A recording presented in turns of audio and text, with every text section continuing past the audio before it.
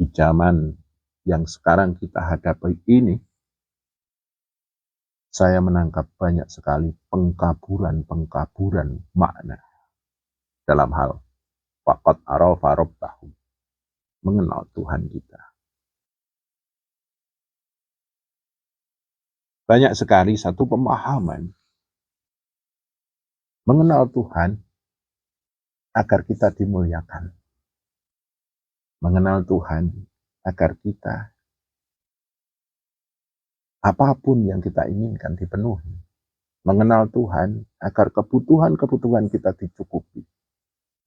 Mengenal Tuhan agar kita dianggap sebagai orang-orang yang dekat dengannya. Mengenal Tuhan agar kita dianggap sebagai wali, kekasihnya.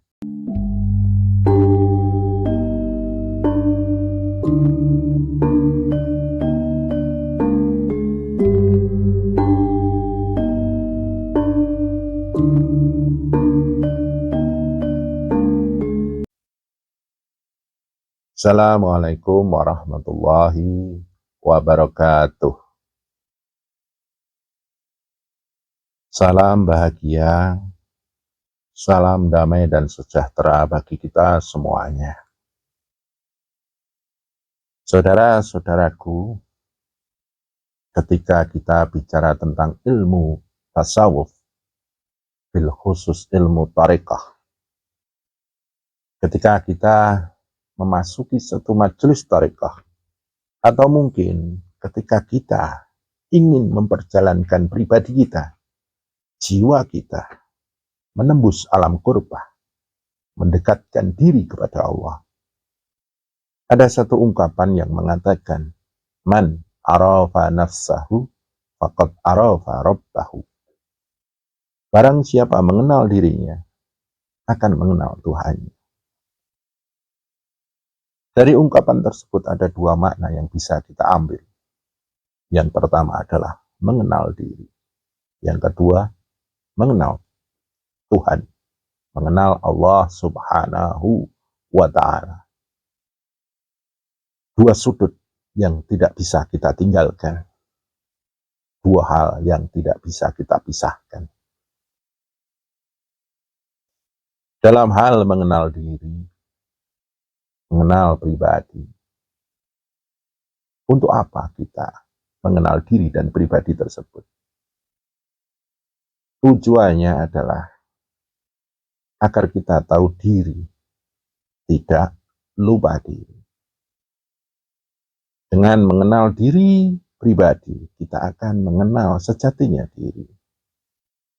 Kesejatian-kesejatian yang ada dalam diri kita, sedikit demi sedikit, akan kita ketahui, akan kita kenali dan kita pahami. Sesungguhnya kita hidup di dunia ini untuk apa? Kita diciptakan sebagai manusia itu untuk apa? Dan tujuannya apa? Selanjutnya, bagaimana kita untuk menjadi manusia yang sejati tersebut?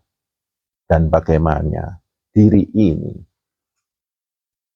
membangun bangunan kesejatian sebagai manusia. Mengenal diri adalah satu jalan sebagai titik awal untuk kita mengenal Tuhan yang menciptakan diri kita ini. Selanjutnya adalah mengenal Tuhan.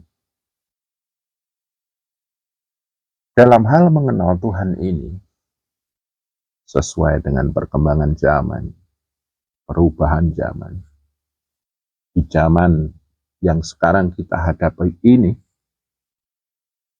saya menangkap banyak sekali pengkaburan makna dalam hal faqad arafa rabbahu, mengenal Tuhan kita.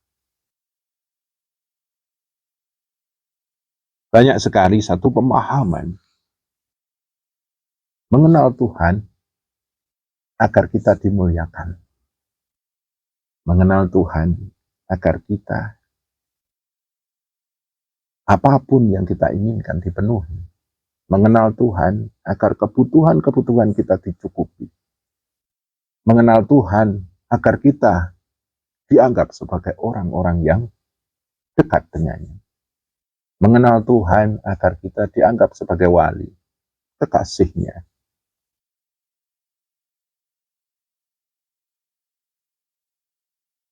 Dalam sejarah, memang kita tidak bisa pungkiri bahwa orang-orang yang dekat dengan Tuhan dalam sejarah kerasulan dan kenabian, para rasul dan para nabi itu sangat dekat dengan Tuhan. Mereka banyak sekali memiliki mukjizat-mukjizat tertentu. Kemudian para wali, para aulia, para kekasih-kekasih Allah, mereka mempunyai banyak sekali karomah karena mereka dikasihi Tuhan. Dari hal tersebut, sekarang banyak orang ingin mengenal Tuhan karena hanya ingin mendapatkan karomah-karomah tersebut. Ingin mendapatkan keistimewaan tersebut. Ingin diakui di mata dunia bahwa dirinya itu lebih dibanding yang lain. Dan semakin kesini saya menangkap banyak orang yang masuk dalam dunia tarekat justru karena ingin diakui kewaliannya, diakui karomahnya, diakui kehebatannya di mata makhluk. Saudara-saudara yang saya muliakan, ketika kita bicara tentang tarekat yang murni, tarekat yang sejati, sejatinya tarekat. Untuk apa sih kita mengenal Tuhan? Faqad arafa rabbahu, setelah kita mengenal diri kita sendiri, man arafa nafsahu. Tarekat yang sejati, tarekat yang murni, mengenal diri, mengenal Tuhan. Untuk apa? Untuk menyempurnakan penghambaan kita. Untuk menegakkan penghambaan kita. Karena wa ma khalaqtul jinna wal insa illa liya'budun. Tidaklah diciptakan jin dan manusia kecuali untuk beribadah kepadanya. Ketika kita mengenal Tuhan kita, mengenal Allah, maka akan lebih maksimal kualitas penghambaan kita kepada Allah. Dalam tarekat yang sejati, tarekat yang murni, mengenal Tuhan untuk apa?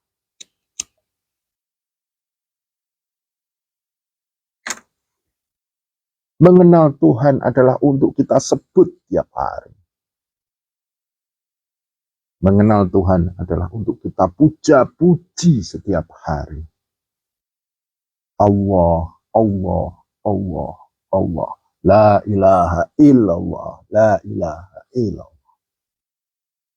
Untuk kita selalu puja-puji, subhanallah, alhamdulillah, Allahu akbar, Allahu akbar. Maha suci Allah, maha terpuji Allah, maha agung Allah.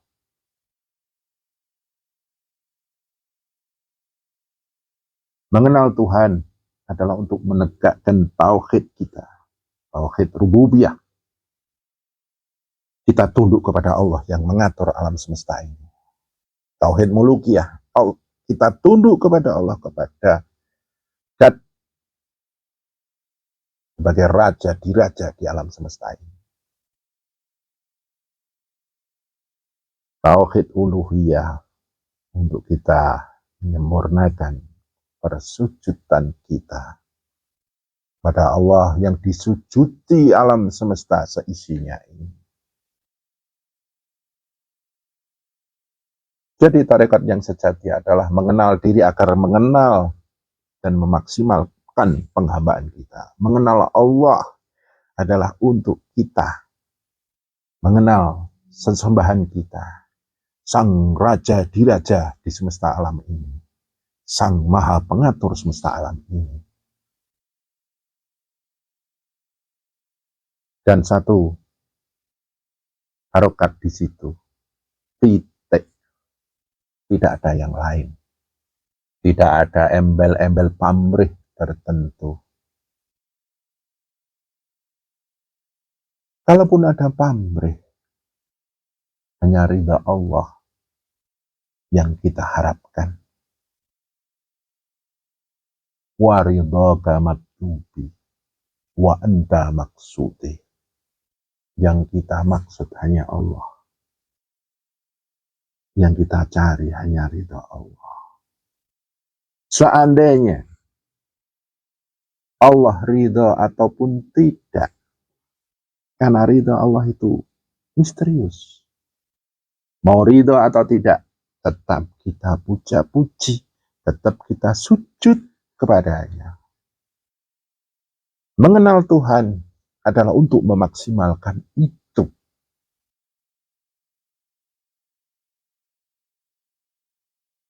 Ketika kita melakukan penghambaan, persujudan, mengabdi kepadanya, beribadah kepadanya, itu dengan segala keridhaan.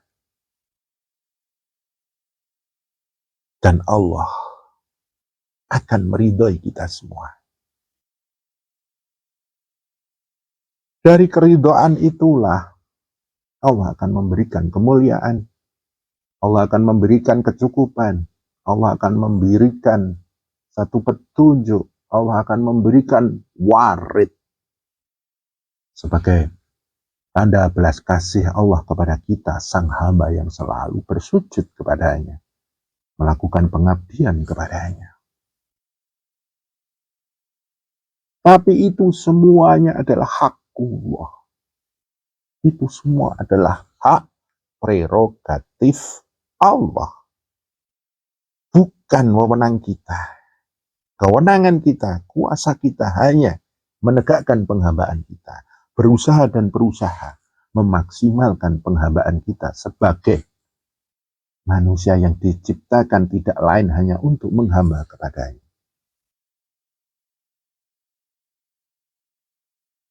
Seandainya kita benar-benar menembus pada kesempurnaan penghambaan itu dan Allah menurunkan waridnya, menurunkan keistimewaan kepada kita, kita pun tidak boleh kufur di situ. Jangan mentang-mentang kita menjadi kekasihnya, kita butuh diakui oleh banyak orang. Loh, aku ini kekasih Tuhan. Loh, aku ini waliullah. Loh, aku ini kekasih Allah. Bukan seperti itu. Itu adalah kekufuran yang besar. Jangan sampai apa yang dianugerahkan oleh Allah sebagai satu berkat atau berkah rahmat atas segala penghambaan kita hadapi dengan kekufuran. Kesyukuran kita harus kita tegakkan. La in syakartum la azidannakum, apabila engkau bersyukur kepadaku, maka aku tambahi nikmat atasmu. Wala in kafartum, apabila engkau kufur, inna azabi lasyadid. Sesungguhnya azabku sangatlah pedih. Saudara-saudara yang saya muliakan, berpijak dari kemurnian tersebut, maka sebetulnya idealnya kita belajar agama, kita belajar ilmu tasawuf, ilmu tarekah, ilmu hakikat dan ma'rifat. Setelah kita mendapatkan ilmu itu, untuk apa? Untuk memaksimalkan penghambaan kita, untuk memaksimalkan pengkultuskan kita kepada Allah. Jangan sampai kita belajar agama secara syariat, tarekah, hakikat dan ma'rifat justru untuk kita mengharap kita dimuliakan oleh makhluk. Berpijak dari kemurnian tersebut, kita sesungguhnya beribadah kepada Allah Itu menjadi rahasia pribadi kita kepada Allah. Al-insanu sirri wa anna sirruhu. Itu kata Allah. Sesungguhnya manusia itu rahasiaku. Dan aku rahasia dia. Ketika kita beribadah, benar-benar hanya untuk memaksimalkan penghambaan kita kepada Allah. Jangan sampai ibadah-ibadah ini terkotori atau tercampuri oleh satu hal agar kita disebut sebagai ahli ibadah. Disebut orang-orang yang tersucikan. Disebut orang-orang yang dimuliakan. Padahal kemuliaan hanya milik Allah. Jangan sampai kita beribadah karena ingin diagung-agungkan. Loh, aku orang yang ahli ibadah. Keagungan hanya milik Allah. Bahkan mohon maaf, beribadah agar kita dianggap sebagai orang-orang yang khusyuk. Kehusukan atau tidak dalam hal beribadah itu anugerah dari Allah.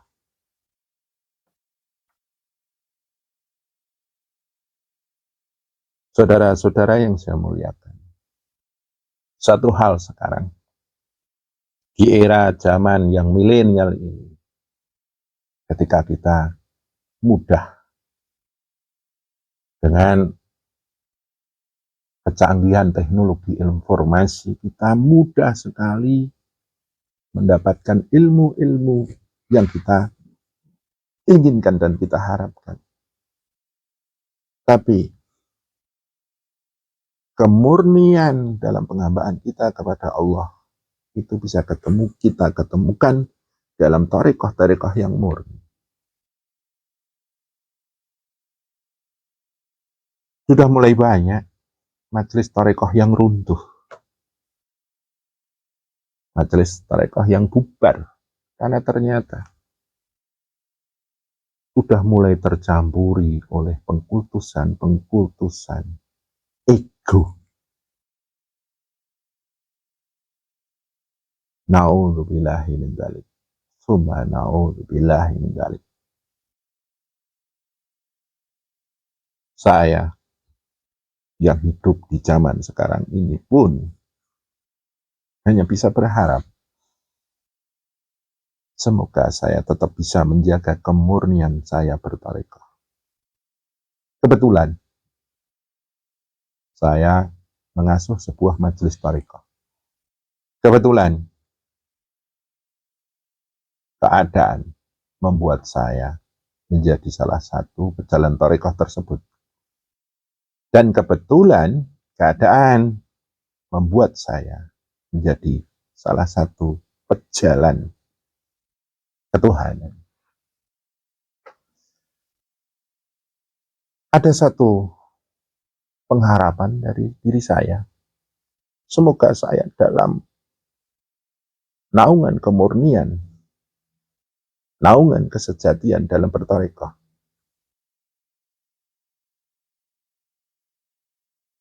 saya begitu berharap kepada Allah agar saya selalu dijaga dalam kemurnian itu. Karena saya sadar, saya adalah sebagian dari manusia. Dan dikatakan al-insanu makhalul khata'u wa nisyan. Manusia itu tempatnya salah, tempatnya kepleset. Dan manusia itu tempatnya lupa. Bil khusus lupa diri, lupa tujuan,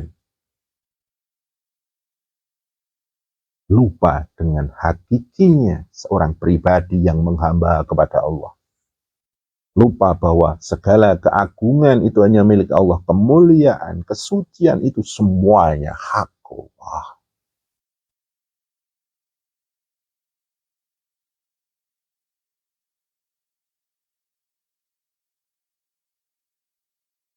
Terus ketika ditanya, kenapa engkau selalu ngoceh di dunia YouTube? Saya cuma berharap saya berbagi pengalaman. Saya juga berharap semoga ini bermanfaat. Khusus pribadi saya, bermanfaat pada pribadi saya. Dan secara umum panjenengan semuanya. Kalaupun tidak bermanfaat, itu mungkin dari kelemahan saya, pelaku manusia. Saudara-saudara yang saya muliakan, kemurnian kita bertarekah harus selalu kita cari. Dan ketika kita sudah bertarekah, kemurnian tersebut harus selalu kita muhasabai di majelis pribadi ini. Di dalam pribadi kita itu punya satu mata kejujuran. Sudahkah saya murni dalam bertarekah? Di situ ada satu mata kejujuran antara murni dan tidak. Dan yang tahu hanya kita sendiri.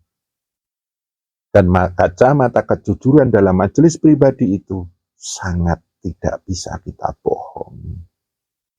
Kita murni atau tidak.